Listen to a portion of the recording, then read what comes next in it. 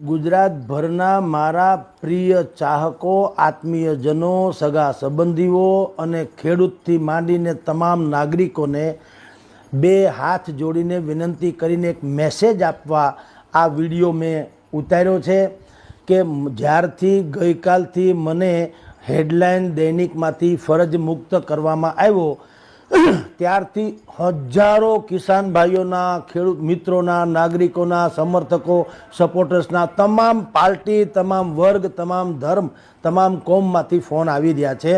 અને આપની જાણ ખાતર હું એક ફોનનો જવાબ આપું 20-25 ફોન મિસ કોલ થાય. અને સ્વાભાવિક જ મેં ગઈકાલથી અત્યાર સુધી 1100 ફોન મારા મિસ કોલ થયા છે અને કેટલાકને હું જવાબ આપી શક્યો, કેટલાકને નથી આપી શક્યો.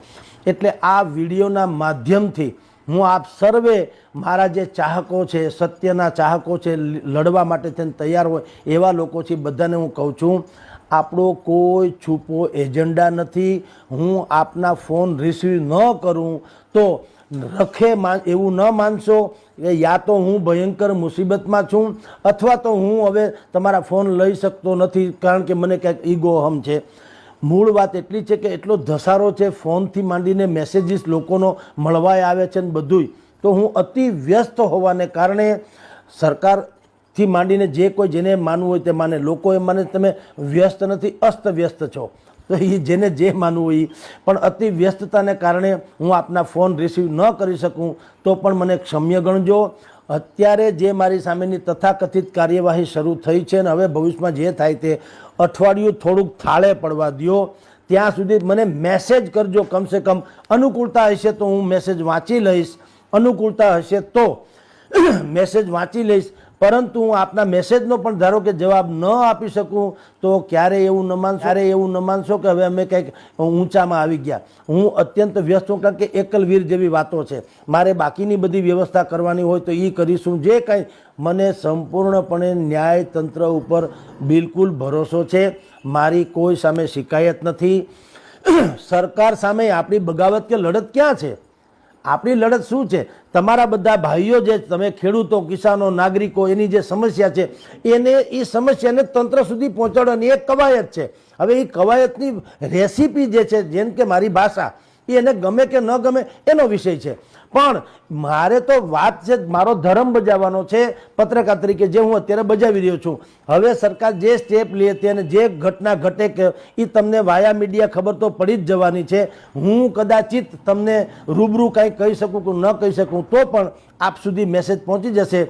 આપ સર્વેને મારી વિનંતી કે જે કાંઈ નિર્ણય અઠવાડિયા પછી ન કહું છું અથવા તો ત્યાં સુધીમાં ધારો કે ધરપકડ થાય, જેલમાં નાખે યા ફલાણું કરે, કુછ બી થાય તો આપ સર્વે સ્વતંત્ર છુઓ. હું તમારા દુઆ ઈચ્છું છું, બીજું કશું જ ઈચ્છતો નથી. આપણે દંગા પ્રેમી નથી, દુઆ પ્રેમી છીએ. આપની ચાહના, આપની મોહબ્બત, આપની જે માન અકરામ મને આપો છો એ ઘણું છે. જેટલો સમય જે કાંઈ સહન કરવું પડે એ કર્યા પછી પણ જ્યારે છૂટીશું, માઇક બંધ કરવાથી મોઢું બંધ ન થાય. હું કિસાનો માટે કે નાગરિકો માટે આ મીડિયા ક્ષેત્રમાં છું એટલે એ સ્વાભાવિક અમારો ધર્મ છે. હું કોઈ ઉપકારે કરતો નથી એટલે મને એમાં જરાય ઈગો નથી. પણ જ્યારે મને મોકો મળે ત્યારે પણ હું જનતાનો અવાજ બનવાની કોશિશ કરીશ. અને આપને આમ ધ્રુવ પંક્તિ તરફ કહી દઉં કે મારે ક્યારે રાજનીતિમાં આવવાનું થતું નથી.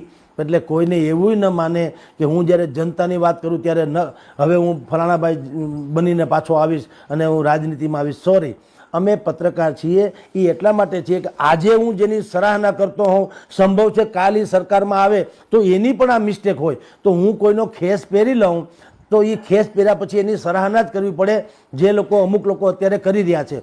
મારે કોઈનો ખેસ પહેરવો નથી. હું ઓઢું તો કાળી કામળી જેવું કે જેમાં દાગ ન લાગે. એટલે મારે જે પત્રકાર તરીકેનું મારી જે ફરજ છે એ બજાવ કરીશ. આપ સર્વે ભાઈઓનો આભાર.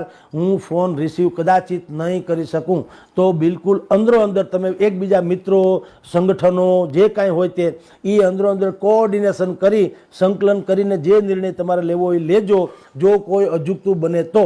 બાકી ઈશ્વર કૃપાથી છે, તમામ સંતો મહંતોના આશીર્વચન છે.